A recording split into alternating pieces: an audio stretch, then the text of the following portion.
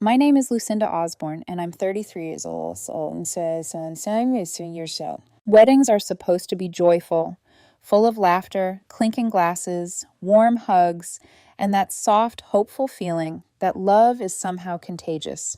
That's what people always say, anyway. For me, weddings feel more like emotional minefields, especially when my parents are involved. I was standing at my cousin's wedding reception, holding a drink I hadn't even tasted, smiling politely at relatives I barely recognized when I felt it. That familiar tightening in my chest. The quiet warning my body gives me whenever my family is too close. My parents and I don't get along, haven't for years. We exist in this strange, fragile truce, polite on the surface, hollow underneath. A nod, a stiff smile, maybe a quick hug if there are witnesses around. Nothing real, nothing warm, just distance carefully disguised as civility. Oil and water. That's always been us. And then there's my younger brother, Evan Osborne, 29 years old, the golden child. Ever since we were kids, Evan could do no wrong. If he wanted a new video game, it appeared. If he skipped responsibilities, it was brushed off as boys being boys. If he failed at something, it was never his fault. Someone else had clearly let him down. Meanwhile, I learned early not to ask for much. Growing up, I watched my parents pour their attention, money, and pride into him, while I learned how to shrink myself, be quieter, be easier, be grateful for scraps. That dynamic didn't fade with time, it just aged. When it came time for college, I made the mistake of thinking things might finally be different. I still remember sitting at the kitchen table, hands folded tight in my lap, asking if they could help me with tuition. They laughed. Not nervously, not awkwardly. They laughed like I'd told a joke. They told me they could only afford to send one child to college, and they had already decided who was worth that investment. It wasn't me, so I figured it out alone. Scholarships, loans, part-time jobs that drained me before my classes even started. Late nights, early mornings. I survived, but I never forgot how easily they dismissed me. Now, years later, Evan still lives at home, still doesn't work, still spends his weekends gaming online, drinking with friends, and acting like responsibility is something other people deal with. I, on the other hand, built a career in banking. Quietly. Without their help.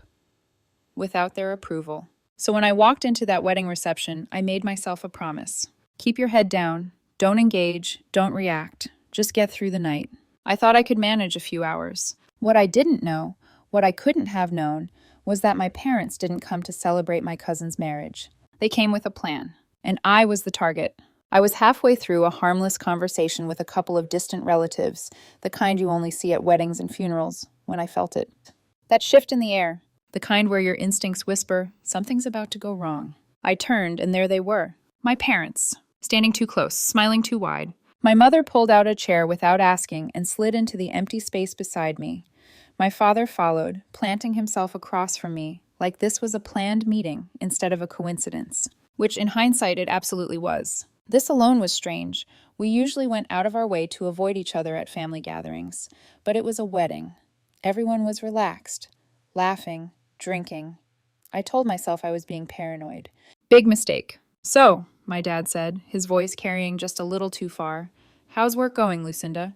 The table went quiet in that subtle way people get when they sense gossip might be coming. I hesitated. My job had never been a topic of interest for them before. Still, I kept it neutral. It's fine, I said. Busy, but good. That should have been the end of it. It wasn't. My mother leaned in, her eyes sharp with curiosity. Just fine. Nothing new? Nothing exciting you'd like to share with the family? There it was. That familiar pressure. The feeling of being cornered without knowing why. I smiled tightly. Not really. Same old stuff. My father chuckled. Not warmly, not kindly. Oh, come on. No need to be modest. We heard you got promoted. My stomach dropped. Around us, heads subtly turned. Conversations slowed. I could feel the attention settling on me like a spotlight I never asked for. I don't see why that's relevant, I said, already shifting in my chair. It's not really something I want to talk about.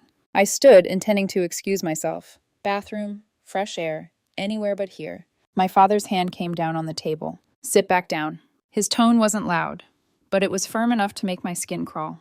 We're just talking, he added, like a family. That word family landed like an insult. Because families don't ignore one child for years and then suddenly remember her existence when they smell money. I sat back down slowly, my pulse pounding in my ears. My dad sighed dramatically, shaking his head. You know, Lucinda, your mother and I didn't raise you to be so selfish. There it was. My mother nodded along. We gave you everything growing up. Roof over your head, food, opportunities. And now that we're getting older, thinking about retirement. She let the sentence hang. The implication was loud enough. My dad continued, It hurts, seeing you do so well and act like you don't owe your family anything. The table went dead silent. Forks paused midair. Someone coughed. Another relative suddenly found their phone fascinating. My chest burned. I finally understood. This wasn't curiosity, this wasn't pride. This was a setup. They weren't asking about my job because they cared. They were laying the groundwork, building a narrative, one where I was the ungrateful daughter, sitting on a pile of money while her poor, aging parents struggled. And I knew exactly why. Because Evan was still living at home. No job, no savings, no ambition. Just endless nights out, expensive gadgets, and the unshakable belief that someone else would always pay the bill. My parents had been bankrolling his life for years, and now that retirement was creeping closer, they were desperate. Desperate enough to corner me in front of relatives. Desperate enough to shame me into becoming their new source of income. My hands clenched under the table. The humiliation burned, but beneath it, something else was forming. Clarity. They weren't asking for help. They were demanding it, and they expected me to comply. I looked around the table, at the faces pretending not to watch, and realized something painful but freeing. They didn't see me as a daughter. They saw me as an ATM, and I was done letting them swipe my card. For a moment, I considered staying quiet. That's what I'd always done before. Swallowed the discomfort. Let the moment pass. Let them have their version of reality while I carried mine alone. But something about the way my father sat there, so confident, so certain I would cave, snapped whatever restraint I had left. I set my glass down carefully. You want to talk about what you gave me? I asked, my voice calm in a way that surprised even me. Let's talk about that. My parents exchanged a brief look. They weren't worried. They should have been. You gave me a roof, I continued. Food. Basic necessities. The things you're legally required to give a child. My mother stiffened. Lucinda, no, I said, cutting her off. You brought this up, in front of everyone. So let's be honest. I turned slightly, making sure my words carried beyond just the three of us. Do you remember when I asked for help with college? The smile on my father's face faltered. You laughed, I said. You actually laughed, like the idea of helping me was some kind of joke. A few relatives shifted uncomfortably. You told me you could only afford to send one child to college, I went on, and you'd already chosen. My mother's lips pressed into a thin line. It wasn't personal, she muttered. I let out a short, humorless laugh. It felt personal when I was working 2 jobs while Evan stayed home playing video games.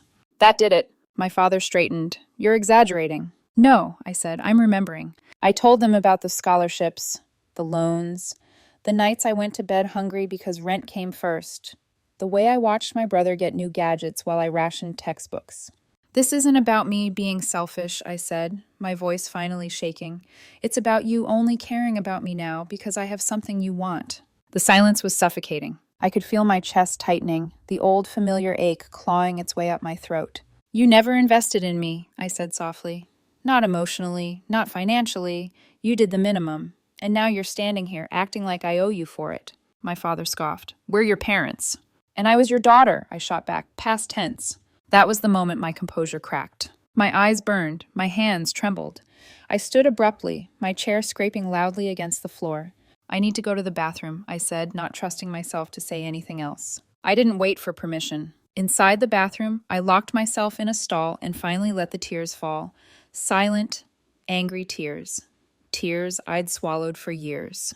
I wasn't crying because they embarrassed me. I was crying because deep down, I'd always hoped they might care, even a little. When I finally returned, the table was empty. The storm had passed, leaving nothing but wreckage behind. I took that as my cue. I left the wedding without saying goodbye to anyone, the cool night air hitting my face like a slap. I told myself it was over, that I'd finally said my piece. I had no idea that the truth I'd spoken would ripple far beyond that room, and that my parents' lies, years in the making, were about to collapse. For a few days after the wedding, I tried to pretend none of it had happened. I buried myself in work, took longer routes home, ignored the quiet buzz of anxiety that followed me everywhere. I told myself that I'd finally drawn a line, and whatever fallout came next wasn't my responsibility.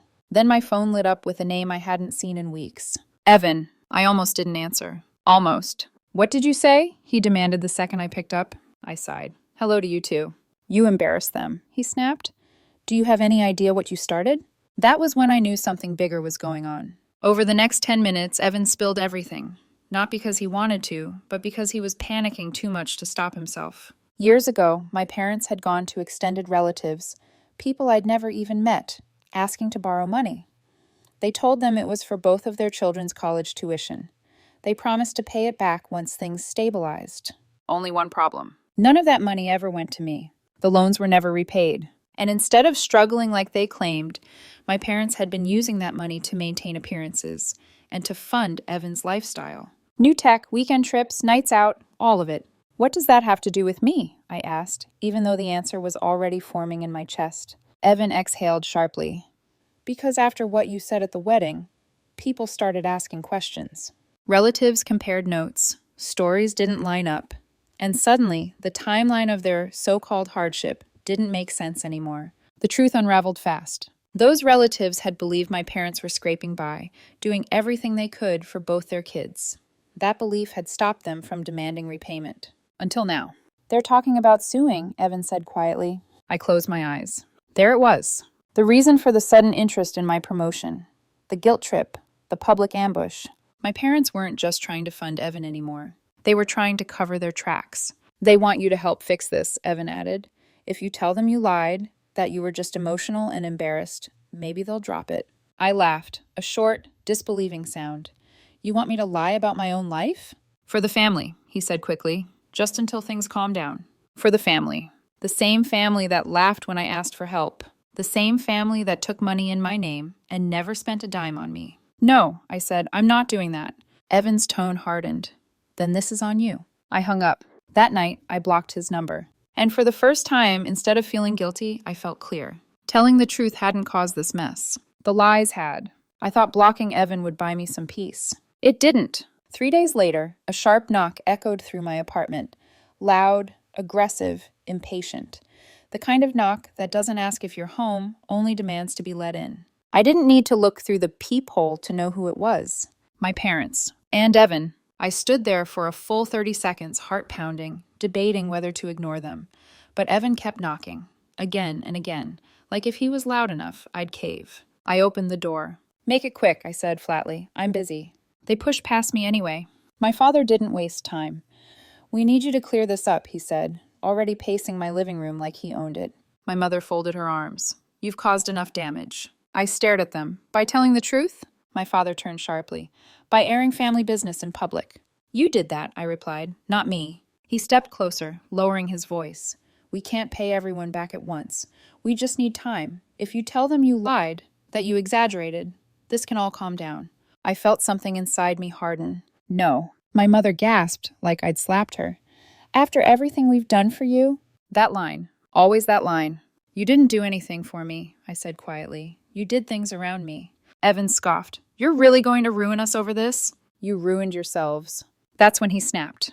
If you don't fix this, he said, stepping into my space, breath hot and angry, I'll tell people at your job what kind of person you really are. I'll make sure they don't want you working there. I didn't flinch. Instead, I smiled. Go ahead, I said, and when you do, I'll file for defamation, on top of everything else. He froze. My mother spun on me. How dare you threaten your brother?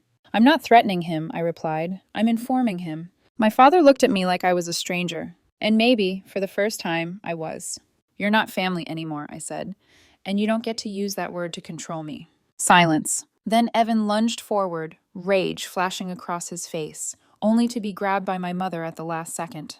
Let's go, she hissed at him. They left in a storm of slammed doors and muttered curses. I locked the door behind them, my hands shaking. But it wasn't fear. It was relief. For the first time in my life, I hadn't backed down. And I knew, absolutely knew, they were finally running out of moves. The weeks that followed were strangely quiet. No calls, no surprise visits, no frantic messages demanding that I fix what they'd broken. It was almost unsettling, like the calm after a storm when you're not sure if the worst is really over. Then the updates started coming in. Not from my parents, from relatives. They lost. All of it. Every case. The people my parents had borrowed money from had receipts, bank records, messages, proof that the money was loaned with the expectation of being paid back, and that it was never used the way my parents claimed. The court didn't care about their excuses, or their tears, or their stories about how I'd turned the family against them.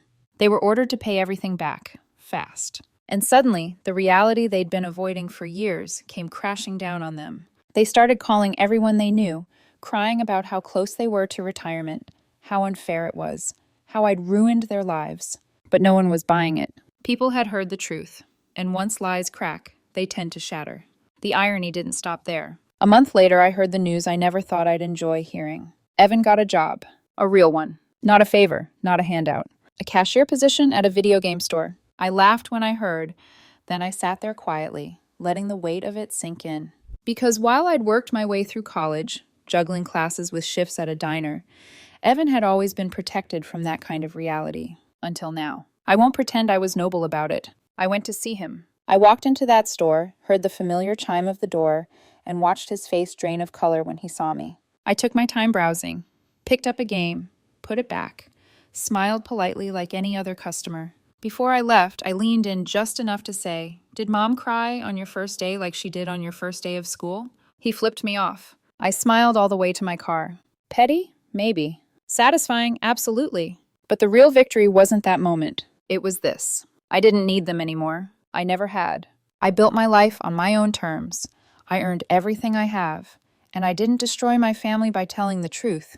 I just refused to keep protecting their lies. Some people confuse loyalty with silence. I don't. And for the first time in my life, I'm not carrying their weight anymore. I'm free.